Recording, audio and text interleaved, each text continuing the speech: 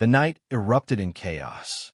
A screech of warped Russian jazz exploded from the baby monitor, slicing through the silence of our suburban home. Lights flickered wildly, casting jagged shadows across the walls. My phone buzzed on a nightstand, its screen a frantic red blur of alerts. Network breach. System overload. Outside, the sprinklers roared to life, spraying water in VY Olin arcs under strobing backyard floodlights. The garage door groaned, slamming open and shut like it was possessed. I leapt from bed, heart pounding, barefoot in boxers and a t-shirt, and sprinted downstairs. My wife, Sarah, stood at the nursery door, clutching our infant daughter, her eyes wide with panic. "What's happening, Ethan?" she whispered. I had no answer. Not yet. But as I skidded onto the back deck, soaked by the rogue sprinklers, I saw her Nancy, the HOA tyrant, standing by my Wi-Fi tower, a pair of bolt cutters gleaming in her hand and a triumphant smirk on her face. I'm Ethan Carter, a tech enthusiast who turned our Willow Grove home into a smart fortress. Solar panels, environmental sensors for the chicken coop, a water filtration system all synced to a custom Wi-Fi tower I'd rigged in the backyard. It came with the house, a hulking relic the seller called a decommissioned relay. I didn't question it. I hooked it up, boosted the signal, and ran my gadgets through it. Big mistake. Nancy Coleman, the HOA's self-appointed enforcer, despised it. She'd fine me for excessive lighting, my solar path lights, and unauthorized livestock for chickens. Her pink VY sword and clipboard were her weapons, and she wielded them like a dictator. I'd ignored her citations, paid the fines, and kept tinkering.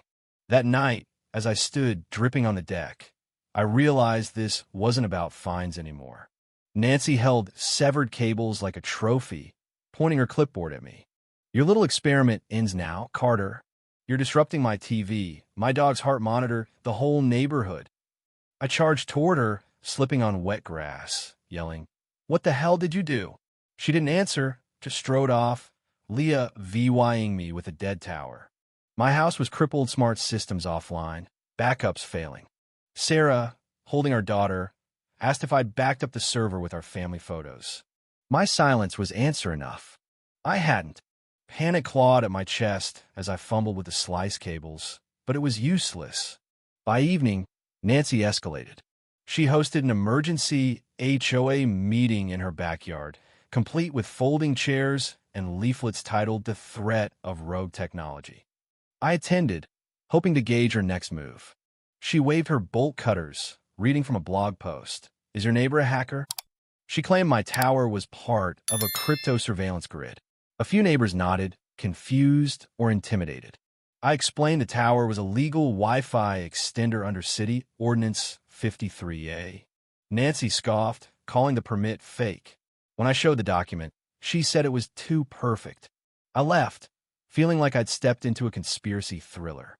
The real shift came when my friend Ryan stopped by. Ex-Army cyber ops, now a freelance security consultant.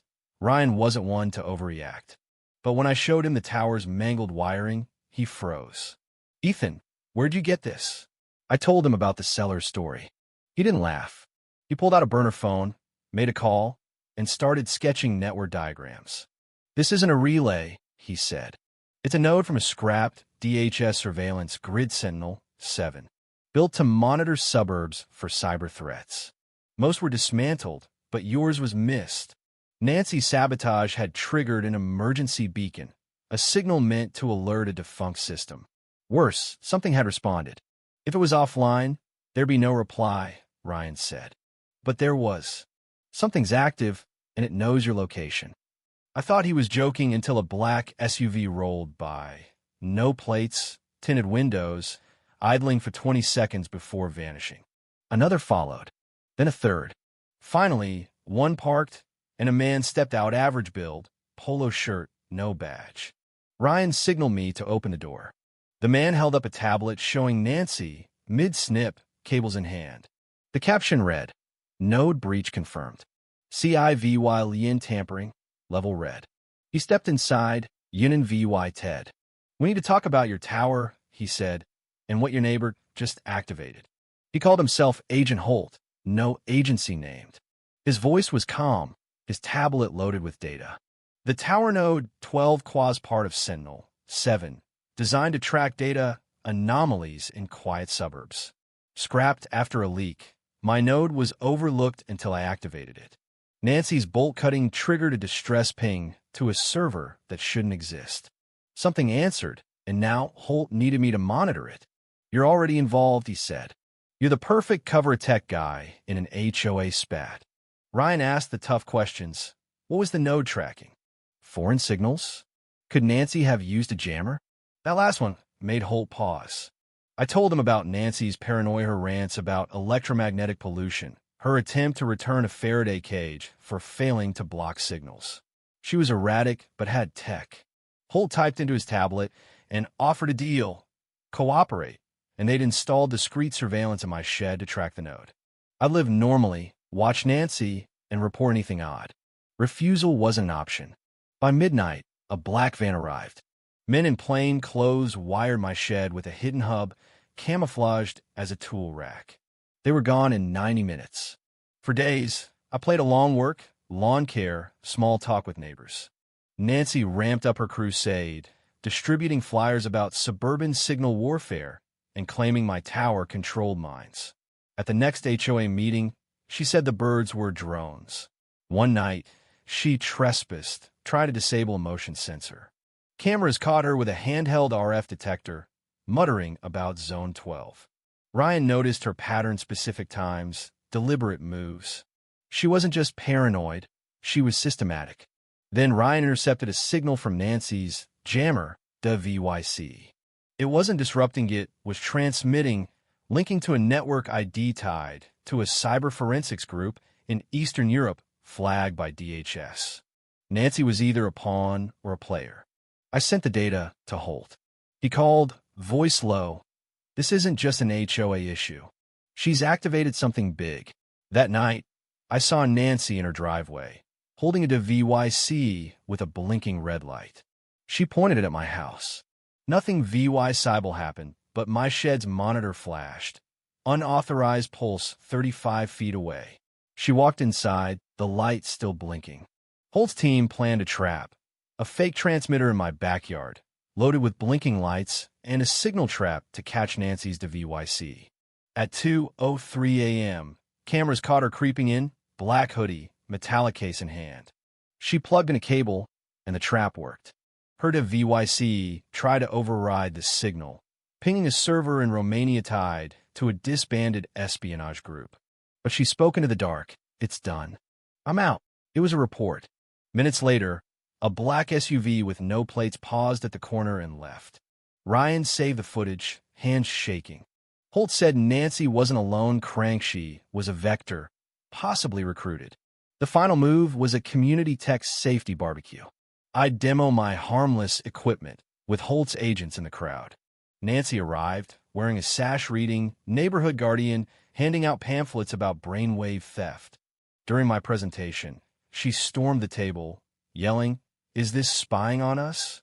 She grabbed the demo WiFi's cord, triggering the trap. Her jammer linked to the Romanian server again. Holt's team escorted her away quietly. She thought it was a mix-up. The neighborhood didn't. Rumors swirled Nancy arrested. Nancy crazy. No one suspected feds. Holt left me a flash drive, labeled failsafe. "Keep it off-grid," he said. "This might not end." That night, a black sedan parked down the street, not Holt's. It sat for an hour, then left. The next morning, a forged HOA notice appeared on my doorstep, demanding I remove all signal to WiFi. The seal was wrong, the ink off. Someone was watching. Ryan found a new admin on the HOA website, added after Nancy's exit a number string, IP masked. At the next meeting, two strangers, Mark and Paul, sat on the board, their faces bland, their presence heavy. The temporary president, a nervous retiree named Ellen, quit abruptly. It felt like a takeover. In Nancy's old emails, I found Zone 12 repeated, tied to a discontinued DHS program for signal suppression. The node was here for a reason. I opened Holt's flash drive. It held a log. Zone _12_terminal. Data spanned 12 years movement, voices, biometrics centered on our neighborhood. One note chilled me. Subject 12K proximity stable. Risk of spike if CIVY lien interference. We were test site. Then a box arrived unmarked. Inside was Nancy's pink VY sore and a dead phone with a note. They found me. I'm sorry. The phone's SD card had VY Deos of Nancy ranting, but the last showed her terrified, whispering. The signal's MOVYing. It's watching. The camera panned to her window, catching a blurry, human-sized shape. The file glitched, unrecoverable. Ryan shut the laptop. We're done. We listed the house, sold it in days to cash buyers who moved in at night. Weeks later, in a hardware store, I saw Holt. He nodded and vanished. That night, my router pinged. Node _12G_ returned. It disconnected. Outside, the air hummed, faint but alive. The tower was gone, but something watched, waiting in the silence. If you were the one in this story, how would you react? Would you stand up and fight back, or accept the unreasonable pressure and control from the HOA? Share your thoughts in the comments below. And don't forget to subscribe, like, and share this VY Deo with more people. Your small action gives us the motivation to keep bringing you more intense and engaging stories. Thanks for watching, and we'll see you in the next VY Deo.